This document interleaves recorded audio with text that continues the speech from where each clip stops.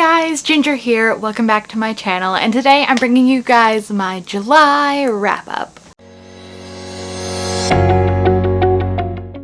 I'm not gonna lie, I'm pretty proud of myself for the month of July. As you guys might have known, I was going through quite the reading slump in May and June, and so I only read like 4 books combined in those last couple of months.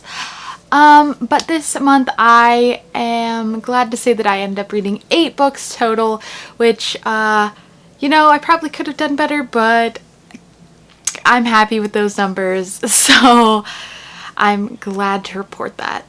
I am going to skip over doing the stats for the pages for the month, but I will tell you guys the genres and my star ratings. So I ended up having a 1 2.5 star, 1 3 star, 5 4 stars, and 1 4.75 star. So they were all very close to each other, but no 5 stars, unfortunately, for the month.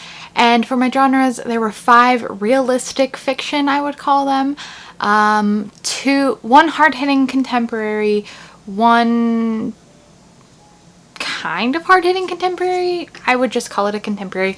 And the other one, I honestly don't know what genre to put in, so I'm going to put it in like contemporary mystery because it's a weird one. But, and also 2 of them were adult and the rest were YA. So that is the books general stats, and 3 of them I ended up reading for the reading rush. I had a TBR of 7 books or 6 books set out, but unfortunately I only got to 3, which is totally fine by me. Like I said, I read 8 books total over the month and I am excited about that. So without further ado, I will just go ahead and get into the books, starting with the lowest and working my way up to the highest rated. So the lowest rated book I ended up giving a 2.5 out of 5 stars, which is technically average, but for me that's pretty low of a rating. And unfortunately this was a ARC, so it just wasn't for me. The more I thought about it, the more I actually bumped it down. I originally was going to give it a 3 star and I settled on a 2.5. But that is The Birthday Girl by Melissa De La Cruz, and she is the author also of Alex and Eliza, which I think is one of her more popular books with the whole Hamilton thing going on. But this follows our main character, Ellie, in both the present and past perspectives on her birthday. The first is her 16th birthday, and then the second is her 40th birthday. And there is a very vast difference in what is going on in her life.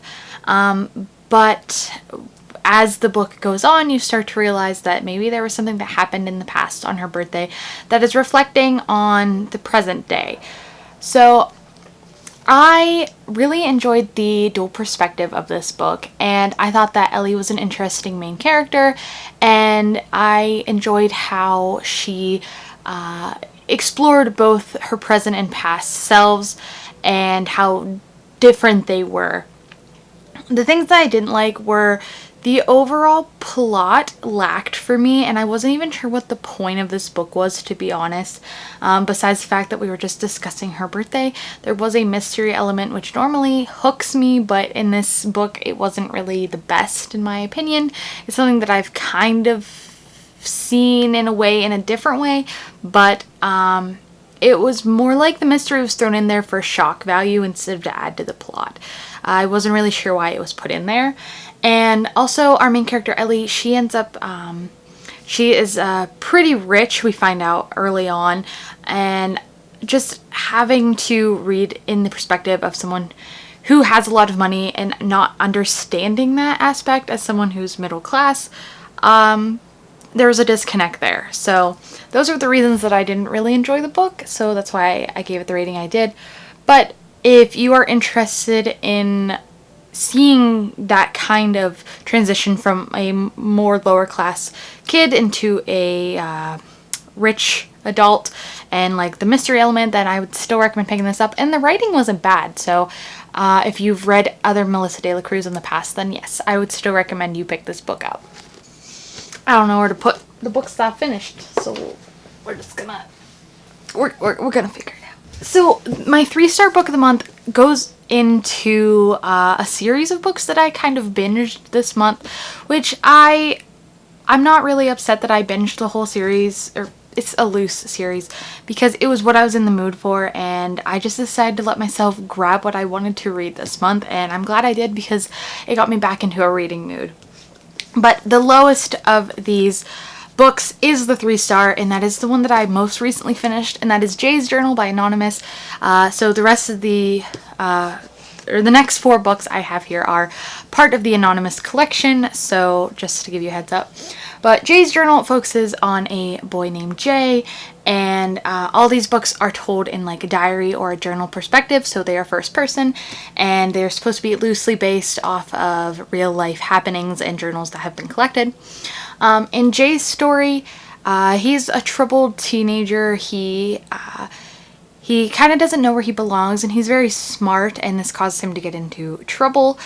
And this one I disconnected with the most because some of the aspects that it gets into I don't want to talk too much about because it does spoil the plot.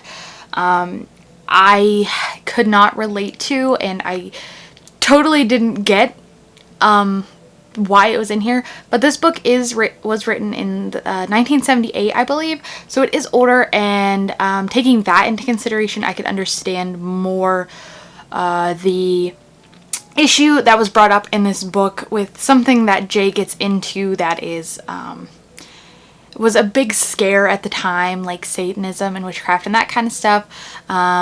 So there is mention of that in this book, and there is a segment in here that has a little bit of animal abuse, so if that is something that you're not into, then just fair warning. But this book is only 220 pages. It's very short and easy to get through, and like I said, they are told in like diary entries. They have like the dates and stuff, and so I think that they're very fun to read, but this was my least favorite of them just because of the topic that was discussed. So I would still recommend it. I would still recommend all the Anonymous books because they are so impactful in my opinion, and they just make you see the world through other people's eyes. The next 4 were all 4 stars for me. I really enjoyed these books, and they go quickly for me, but they're not like ones that I am like, I have to like have them with me all the time. Like, I'm not obsessed with them. I just thought they were really well done. So I'm just gonna go in the order that I read them in to tell you about them.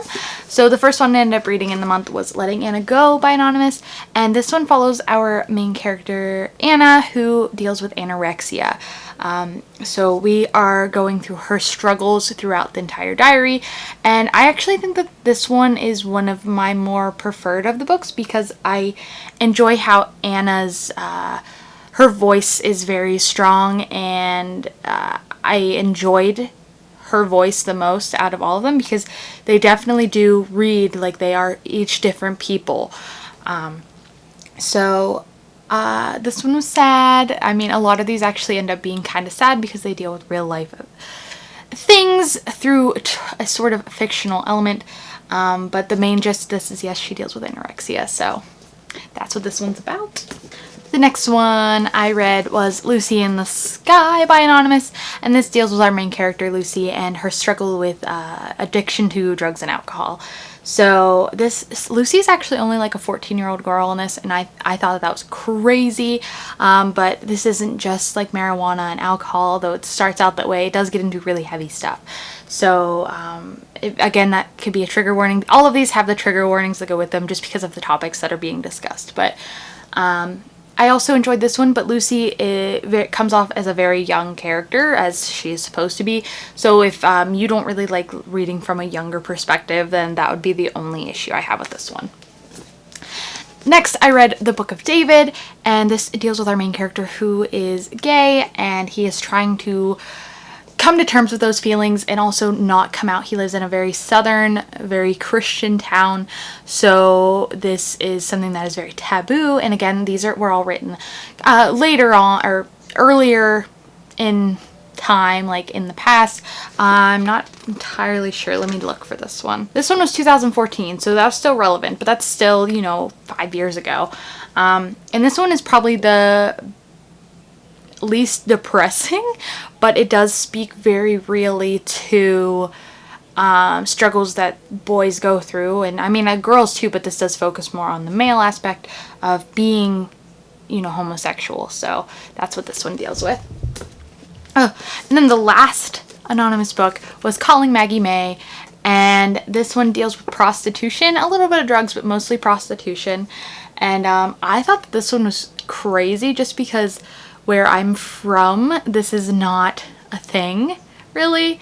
But I guess that this could be a big issue, especially in cities. And it was just eye-opening, in my opinion. And like how prostitution can be an addiction, but also like, you know, you're making that money. It's hard to change that, I guess. I don't know. It was interesting. So those were the anonymous books. That means there's 2 more books that I'm going to talk to you guys about, which are the other 2 that I read for the reading rush. So the last 4-star on my list was Things You Save in a Fire by Catherine Senner. This was also received as an ARC, so thank you to the publishers for this one as well.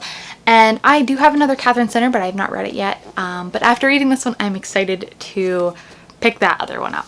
So this follows our main character, Cassie, and she is a firefighter, and she's really good at her job and really enjoys doing her job.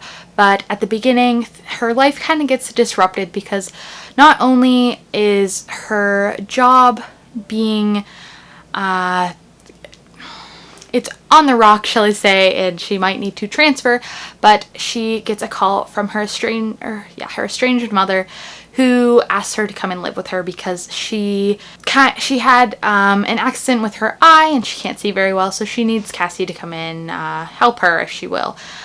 So pretty much Cassie's life changes, and we go through her changes in this book, and we dive into her character, and it has some hard-hitting elements, and it's also a book about growing as a person and changing and learning to forgive. That is a very big aspect of this book. I gave this a 4-star because the writing was awesome. I loved the plot, but there was a disconnect for me with some of the more harder hitting elements that I maybe could have felt more for our main character, and also there were parts of the plot that I saw coming, and because of that element, I was a little disappointed that there wasn't something that changed, like, or, you know, that it was very easy for me to be like, oh, this is going here, and yeah. But I still really enjoyed this, and if you were looking for a contemporary like this type of book, I've never read a book about a firefighter either, and I thought that was cool. I would definitely recommend you picking this up when it comes out in August. I believe it comes out, yes, it comes out on the 13th, so definitely get ready to get your hands on this. And this cover is just gorgeous. I mean, it's beautiful, guys. So that just leaves my 4.75 star of the month, which I know, super close to a 5, but I just couldn't bump it up to a 5. I feel bad because this book is so meaningful, but it was just missed a little mark for me. But that is Anger is a Gift by Marco Shiro. I've heard great things about this book, and I'm so glad I finally picked it up. This was a super fast read for me, considering it is almost 500 pages. I got through it in 2 days. This follows our main character, Moss Jeffries, and he is a gay black teenager, and he lives in Oakland, and his father had been killed earlier in his childhood because of a police officer who shot him, and we kind of start to deal with some other police brutality aspects in this book with Moss's school, and things kind of just go from there. I think that this book is great because it is great writing. Marco Shiro did a great job, and he fleshes out our characters well. There are great relationships. I love the relationship between Moss and his mother. It is so strong, and there's a lot of representation of sexuality and ethnicity in here that I appreciate. And the message that Marco is trying to convey is definitely done well, and I think that this is definitely a book that many people should read.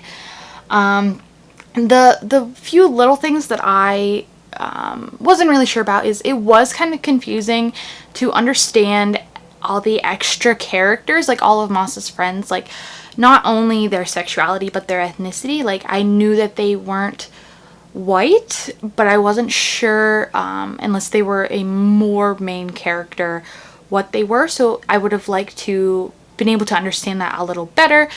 And the ending was good, but it wasn't enough closure for me personally. So that's why I didn't get a full 5 stars, but I still really highly recommend this if you haven't read it yet. And yeah, it was eye-opening and really well written.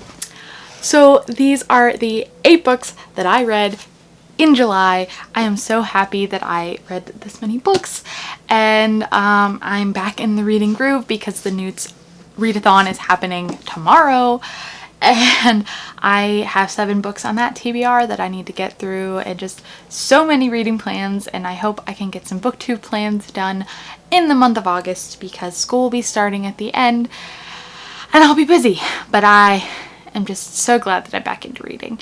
So let me know in the comments below how many books you guys read in July. I would love to hear about it, and if you have any thoughts about the books that I read, I would also love to hear about those.